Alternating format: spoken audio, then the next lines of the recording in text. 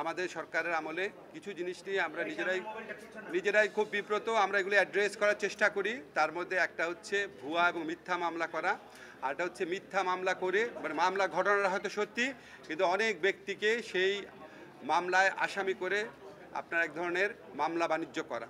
তো সেটার থেকে পরিত্রাণ পাওয়ার জন্য আমরা বহুবার চিন্তা করেছি, বহু কিছু চিন্তা করেছি।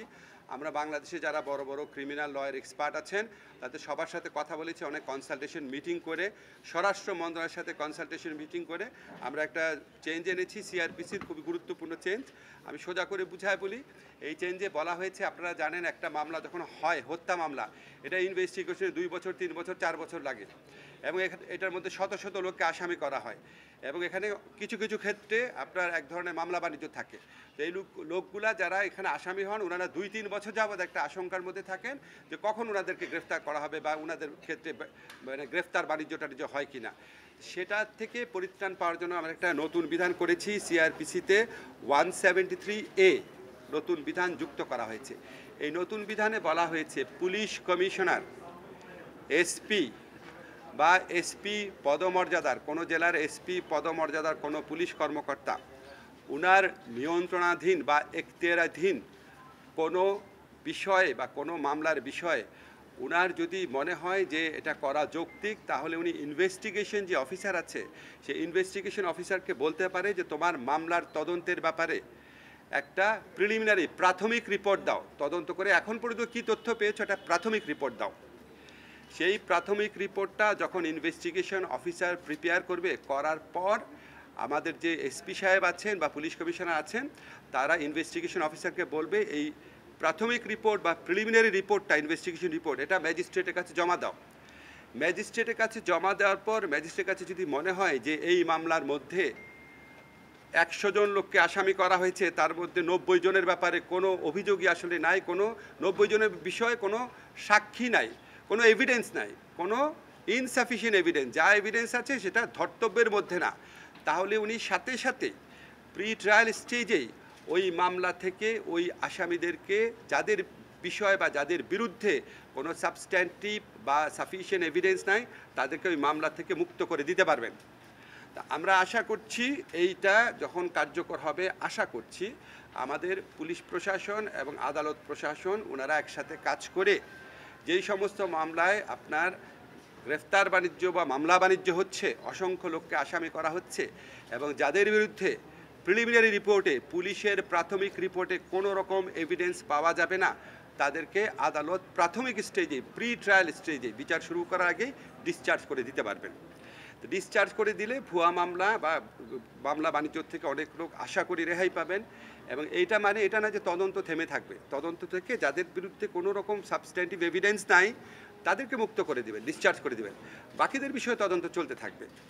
আবার তদন্ত চলাকালে পুলিশ যদি তদন্ত শেষ হওয়ার স্টেজে যদি দেখে, পূর্ণাঙ্গ তদন্ত রিপোর্ট যখন জমা দেবে, পুলিশ যদি দেখে যে না, যাদেরকে ডিসচার্জ করা হয়েছিল তাদের কারো কারো বিরুদ্ধে আসলেই পরবর্তীকালে সাবস্ট্যান্টিভ সাফিসিয়েন্ট এভিডেন্স পাওয়া যাচ্ছে, তখন পুলিশ যে রিপোর্টটা আদালতে জমা দিবে, ইচ্ছা করলে ওনারা ওই ব্যক্তিদের নাম, যাদের ব্যাপারে পরবর্তীকালে যথেষ্ট অভিযোগ পেয়েছেন, তাদের নাম আবার ইনক্লুড করতে পারবেন। এই হচ্ছে আমাদের সংশোধনীটার বিষয়। এটার মূল লক্ষ্য হচ্ছে ভুয়া মামলা এবং হয়রানিমূলক মামলা থেকে শিকার হচ্ছেন যারা, তাদেরকে একটা প্রি ট্রায়াল স্টেজে, বিচারপূর্ব স্টেজেই একটা রেহাই দেওয়ার বা অব্যাহতি দেওয়ার চেষ্টা করা। এটা হচ্ছে একটা।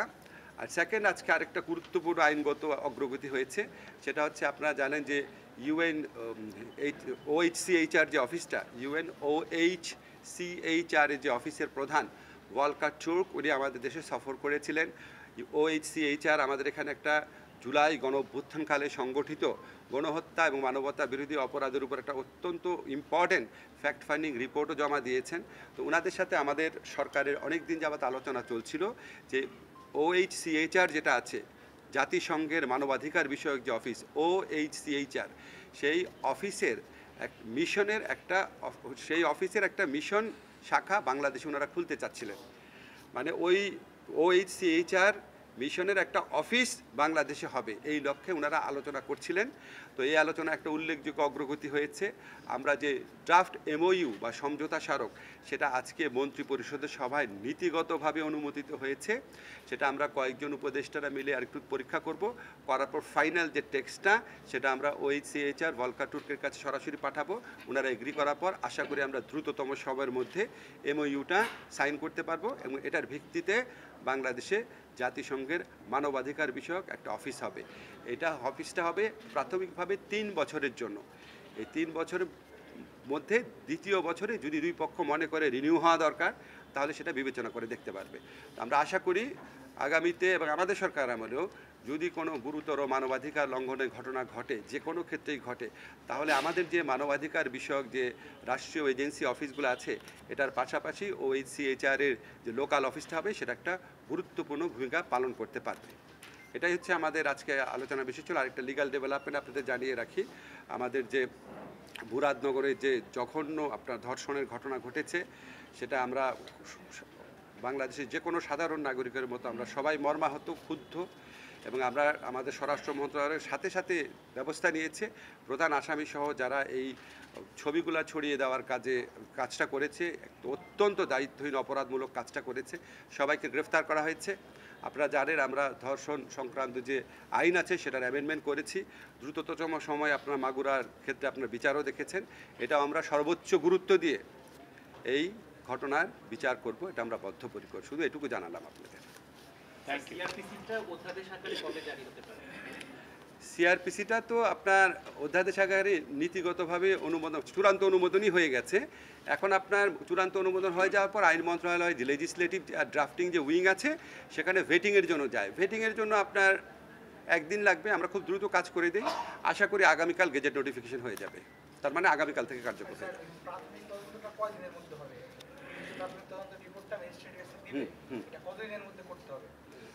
এটা তো আমরা ধরেন এটা পুলিশের অ্যাডমিনিস্ট্রেটিভ ব্যাপার, ওনারা যখন বসবে, আমরা পুলিশ স্বরাষ্ট্র মন্ত্রণালয়কে এম্পাওয়ার করেছি।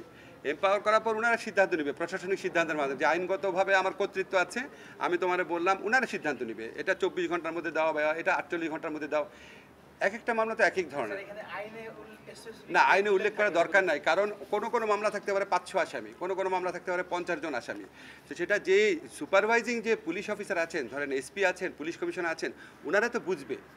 আমরা ওনাদেরকে ক্ষমতায়িত করেছি, সরকার ওনাদেরকে ক্ষমতায়িত করেছে, ভুয়া মামলা আর মামলা বাণিজ্য থেকে মানুষকে রেহাই দেওয়ার একটা সুযোগ করে দিয়েছে।